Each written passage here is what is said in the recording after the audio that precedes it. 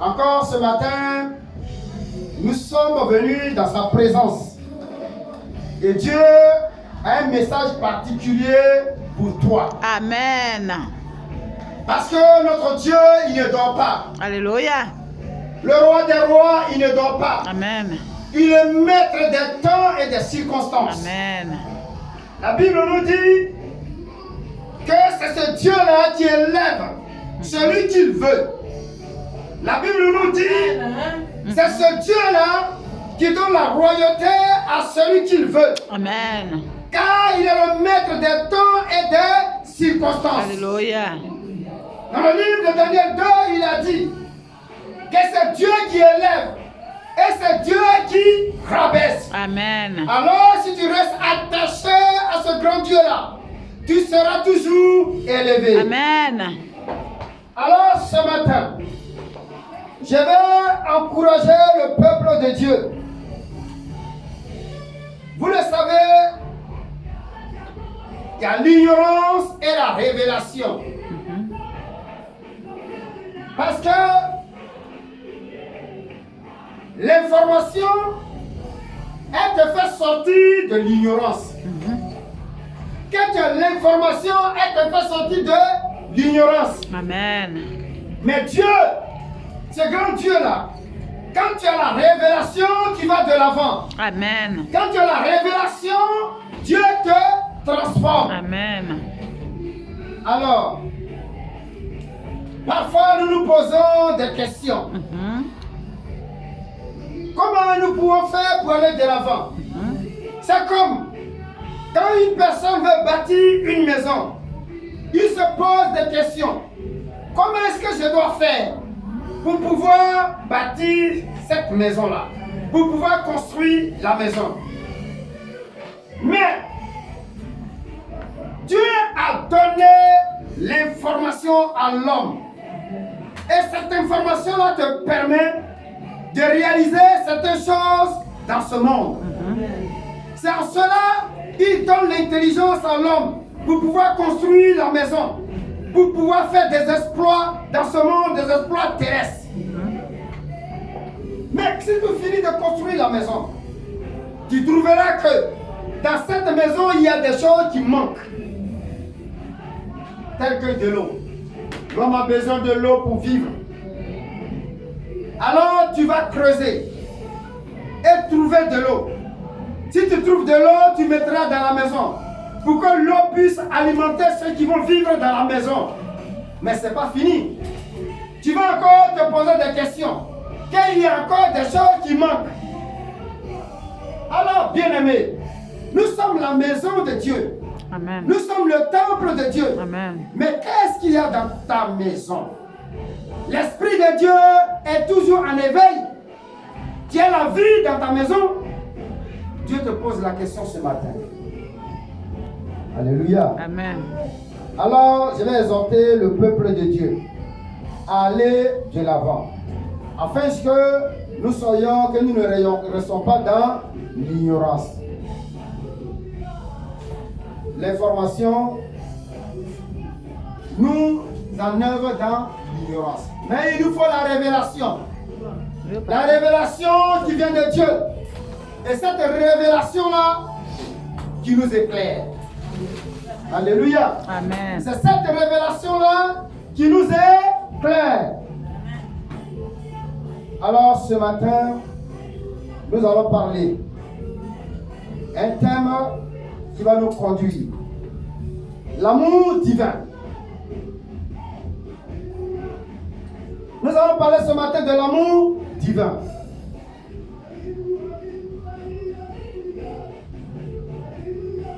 Alors, il y a des gens qui veulent pratiquer l'amour. Tu veux bien pratiquer l'amour. Mais le vouloir et le faire là, appartient à qui? Au Seigneur Jésus-Christ de Nazareth. Amen. Parce qu'il est l'auteur de l'amour. Parfois, on enseigne les gens à l'amour. Mais ils continuent toujours à vivre dans le mal. Ils continuent toujours à faire le mal. On les enseigne l'amour, mais ils dévient.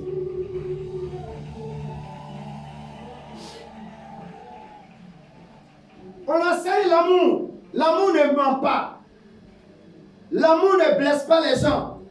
Mais tu continues toujours à mentir et à faire du mal aux gens.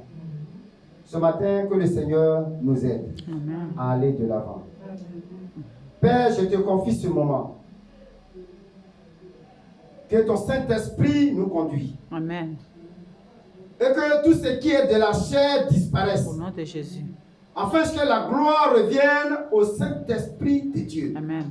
Je te confie ce moment. Que tout ce qui ne te glorifie pas disparaisse maintenant. Au nom de Jésus. Amen. Amen. Alors Dieu l'a dit. Dans Jean 3,16. Que Dieu a tellement aimé le monde qu'il a donné son Fils unique afin que quiconque croit en lui ne périsse point mais qu'il ait la vie. Dieu a manifesté l'amour. Il a montré en donnant son Fils Jésus pour nous. Amen. Dieu a montré cette preuve d'amour-là pour l'humanité. Il s'est incarné en Jésus-Christ de Nazareth. Amen. Et il est venu montrer cette preuve d'amour-là à l'égard de nous, les humains. Amen. Pourquoi Christ n'a pas échoué dans ce monde? Parce qu'il a manifesté toujours son amour. C'est avec amour que le Seigneur Jésus-Christ a pu réussir. Amen. Alors, l'amour n'échoue jamais. Amen. Sois conscient de ça. Manifeste l'amour. Là où il y a l'amour, tu n'échoueras jamais. Amen. Amen. Parce que Dieu est amour. Amen. Alors, ce matin, Dieu va nous conduire. Christ n'a pas échoué parce qu'il a manifesté l'amour devant chaque situation. Toutes les situations qui étaient présentes devant Christ, il a manifesté l'amour. Et c'est par amour qu'il a pu déjouer les pièges de l'ennemi. Alors ce matin, nous allons parler aujourd'hui de la femme samaritaine. Et ce passage-là se trouve dans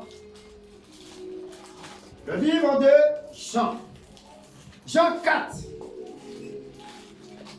Au verset 3, qu'est-ce qu'il dit?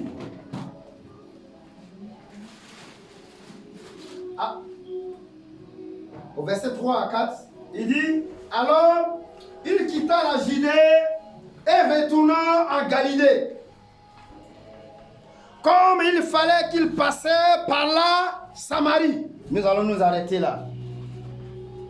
Alors, Jésus-Christ, il était difficile pour lui, pour qu'il puisse passer à Samarie. Parce que les gens de Samarie cherchaient à tuer Jésus-Christ, à le lapider. Il était difficile pour lui d'entrer à Samarie. Mais chaque fois que Jésus voulait rentrer à Samarie, il y avait un blocage. Mais il a manifesté son amour. Il a manifesté son amour à l'égard des Samaritains. Amen. Quand nous descendons un peu en bas, nous verrons que les disciples ont dit à Jésus, les Samaritains ont voulu te lapider. Mais ils ne pouvaient pas rentrer à Samarie. Mais pour qu'ils puissent gagner le cœur des Samaritains, qu'est-ce que Christ va faire? La Bible nous dit que il est quitté en Galilée. Et il voulait rentrer à Samarie. Mais il y avait un piège. Tout était contre Jésus-Christ. Nous allons voir que Jésus-Christ, il arrive au bord d'un puits. Le puits de Jacob. Ce puits de Jacob, il avait donné à son fils, Joseph. Il y a deux choses qui vont attirer notre attention. Le puits de Jacob et le champ de Jacob. Frères et sœurs, les Samaritains d'abord, c'est des Juifs. C'est des Juifs qui ont dévié la loi. Les Samaritains sont des Juifs. Et ils ont dévié la loi. Et ils se sont écartés des autres.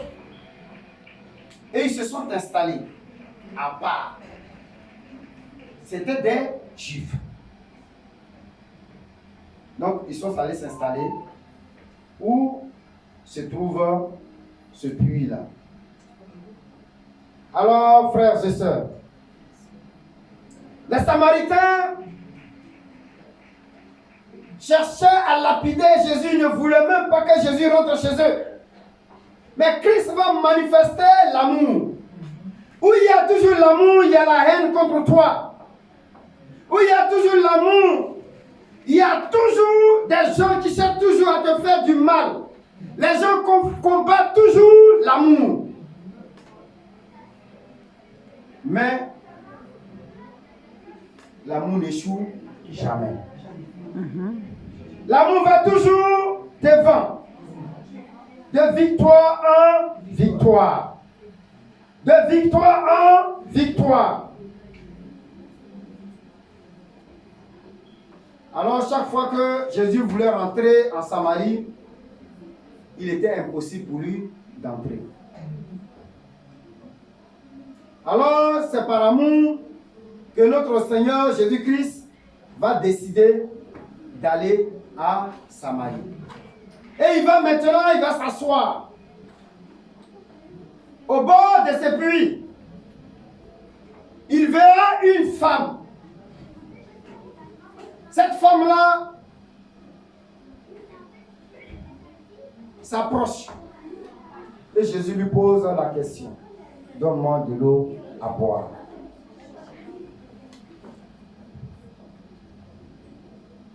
Jésus lui pose la question, donne-moi de l'eau à boire. Alors, nous allons voir aussi que à ce moment-là, les femmes n'adressaient pas la parole aux hommes. C'est pourquoi il va dire, comment est-ce que toi, qui es un juif, comment est-ce que toi qui es un juif, tu oses me poser la question, tu oses me demander de l'eau? On va au verset 9. Elle dit ici, la femme samaritaine lui dit, comment toi qui es un juif me demandes-tu à boire? À moi qui suis une femme samaritaine. Les Juifs et les Samaritains n'ont pas de relation avec les Samaritains. Les Juifs n'avaient pas de relation avec les Samaritains. Parce qu'ils se sont séparés. Ils n'ont pas voulu marcher selon la loi de Dieu.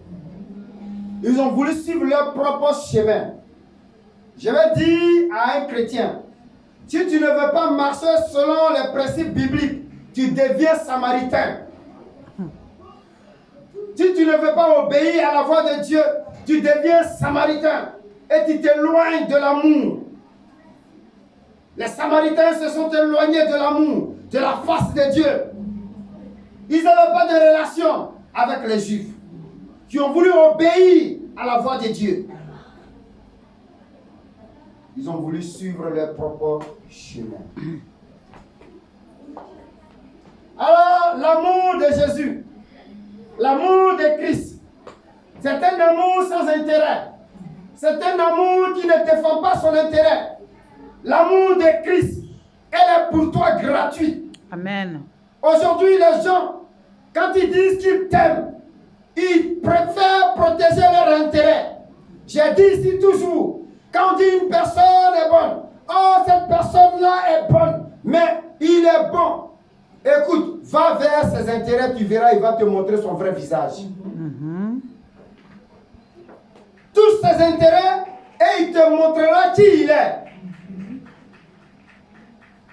Alors l'amour de Christ, c'est l'amour sans intérêt. Un amour libre qui nous donne la victoire. Amen. Qui nous donne la victoire sur l'ennemi. Par amour, nous avons la victoire sur l'ennemi. Manifeste l'amour à l'égard de ton ennemi. Parce que là où il y a la haine, l'amour ne peut pas cohabiter. L'amour et la haine ne peuvent pas cohabiter. Alors le Seigneur Jésus-Christ, elle a posé la question. Comment? Le comment. Comment? Comment toi, tu es juif? Comment tu es toi, tu es un homme? Si les gens ne veulent pas écouter la voix de Dieu, ils posent toutes des questions. Comment? Ou bien pourquoi? Pourquoi tu as dit ça? Elle savait que l'homme ne pouvait pas s'adresser à une femme à leur époque. Et elle dit, comment toi qui es un homme, comment toi qui es un juif? Le comment. Quand les gens ne veulent pas accepter l'amour, ils posent toujours des questions, comment?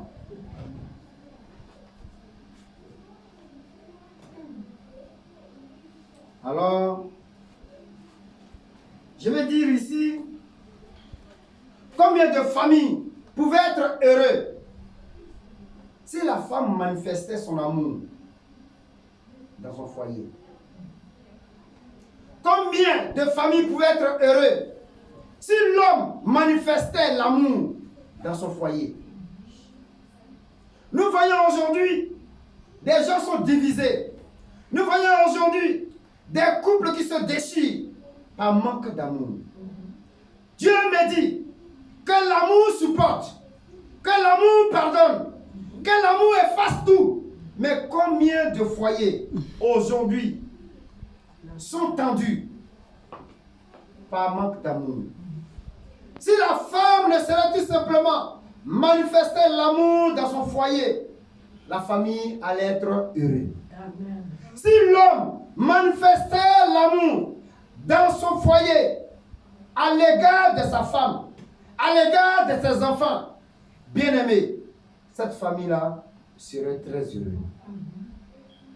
L'amour, où il y a l'amour, il y a la vie. Où il y a l'amour, il y a la joie. Où il y a l'amour, il y a la paix.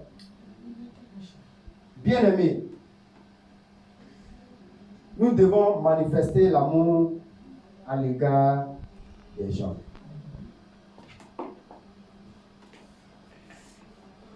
Alors, Jésus en Samarie,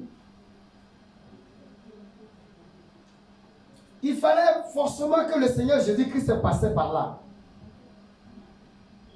C'est pourquoi, pour pouvoir gagner le cœur des Samaritains,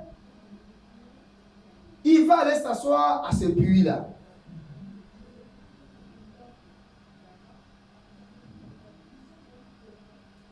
Et là, tout était contre Jésus-Christ.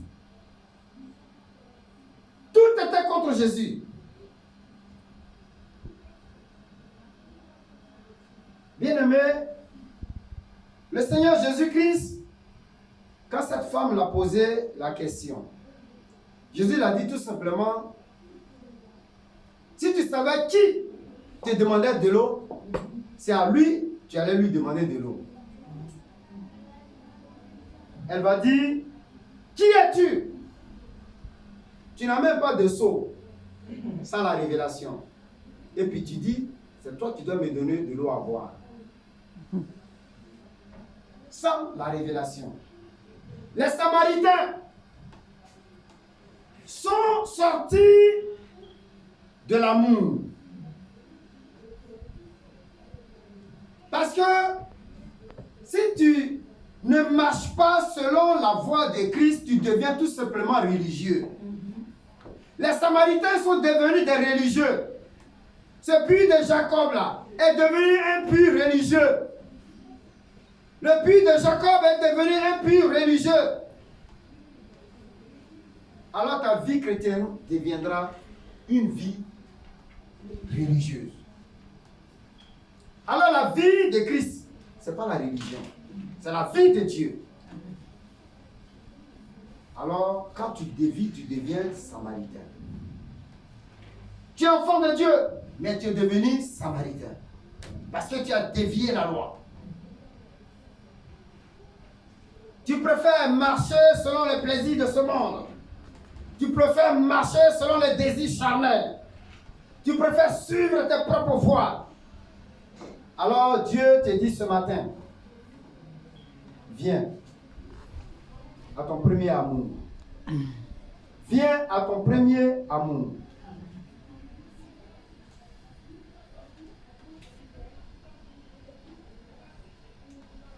Alors comme ils ont mélangé la loi biblique, ils ont mélangé, ils sont sortis des raisonnements. Quand tu es à l'église, toujours des raisonnements. Ils ont mélangé, ils sont sortis. Et ils sont allés s'installer ailleurs. Alors, peuple de Dieu, restons toujours dans l'amour. Restons toujours dans l'amour. Amen.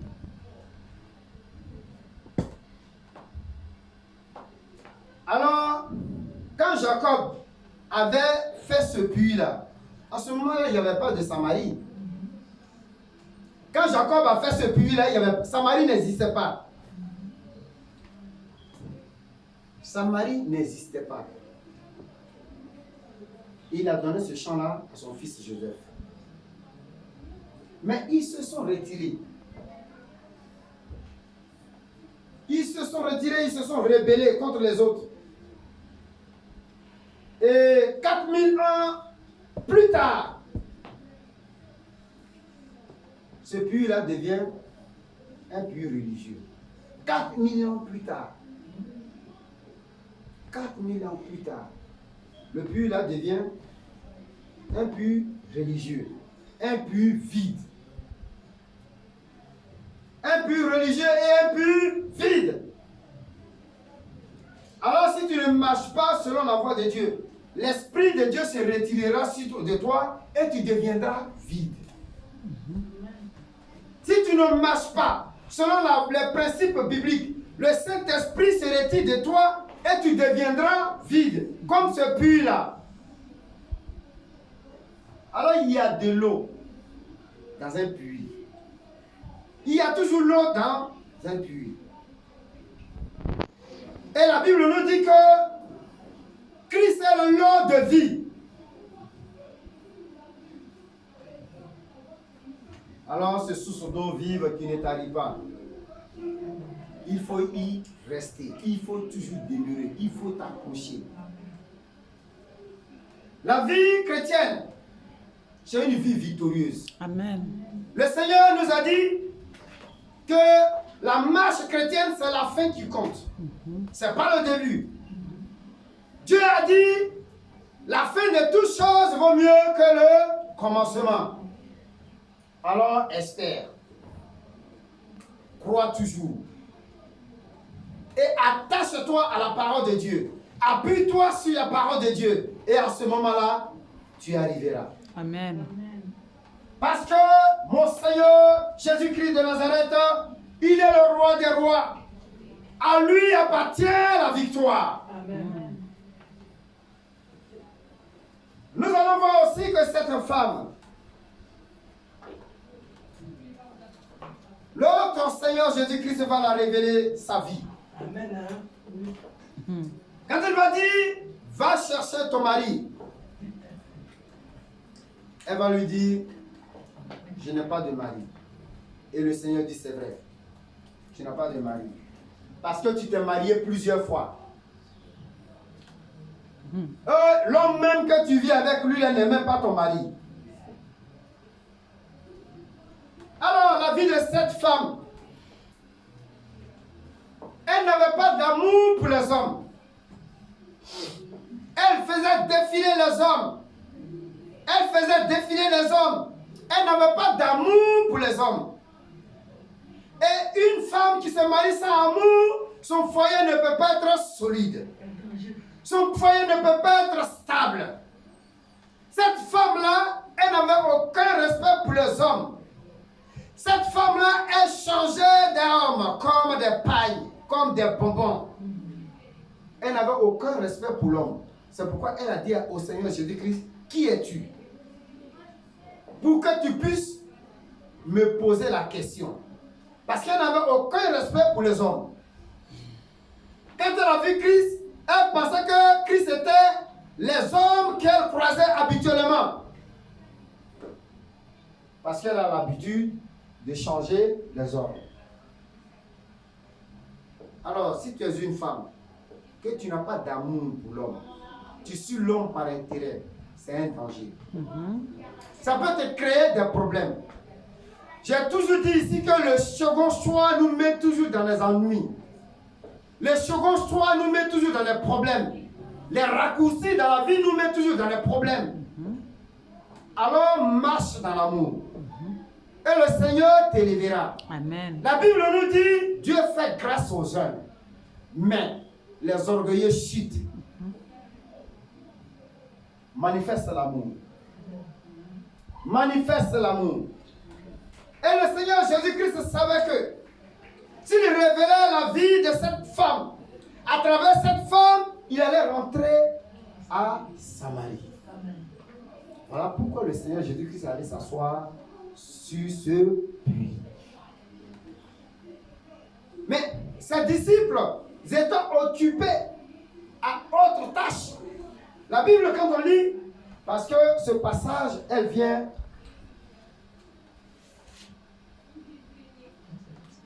jusqu'au 46. Quand on lit juste, on vient, ça finit au 46.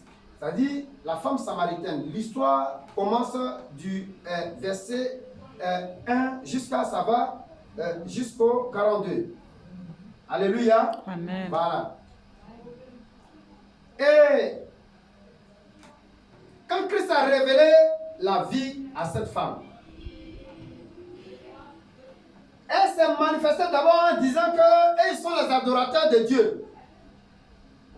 Et Christ lui dit que Dieu est esprit. Et il faut que tous ceux qui l'adorent en esprit et en vérité. Dans leur discussion. Eux, c'était une vie religieuse.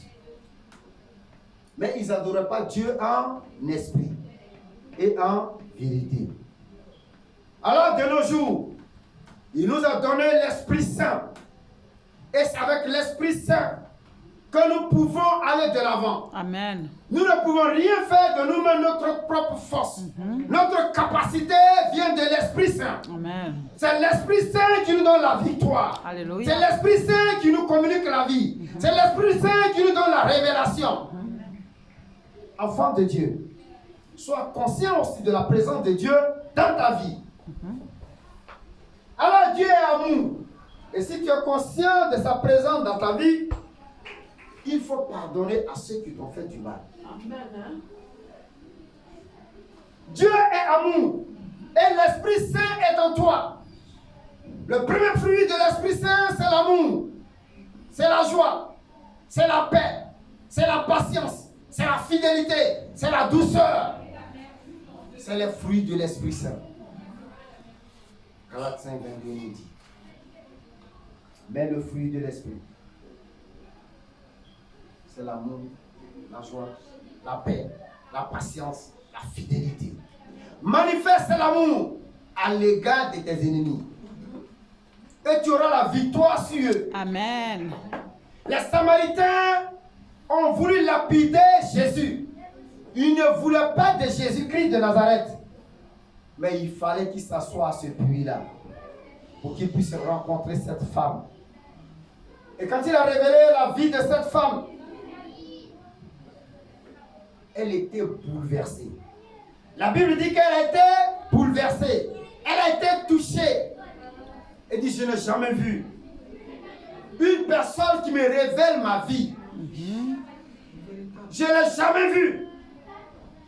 Une personne qui me révèle mon état, mon péché, ma vie cachée, ma vie pourrie. Une personne qui me révèle cela, elle a été touchée.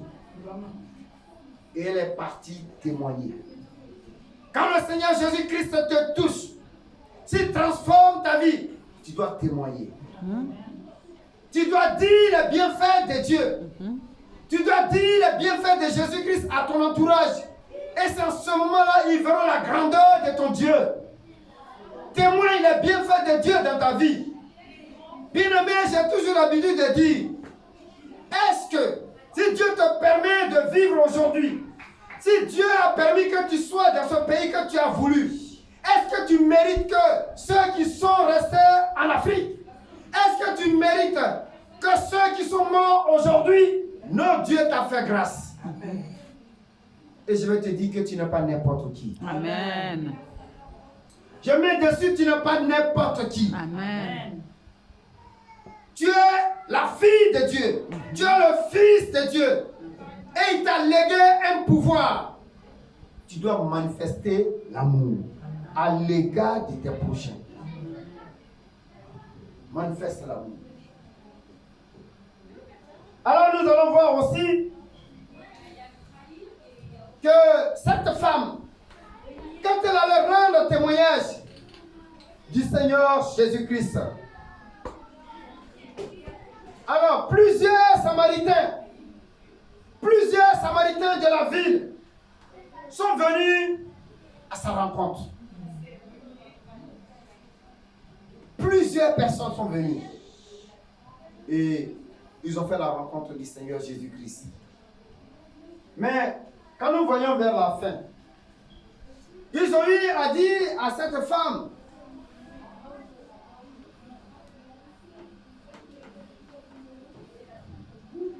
et le Seigneur Jésus-Christ, là quand ils sont venus, il a commencé à les enseigner. Il a commencé à prêcher. Mais plusieurs étaient guéris. Et plusieurs ont cru en lui.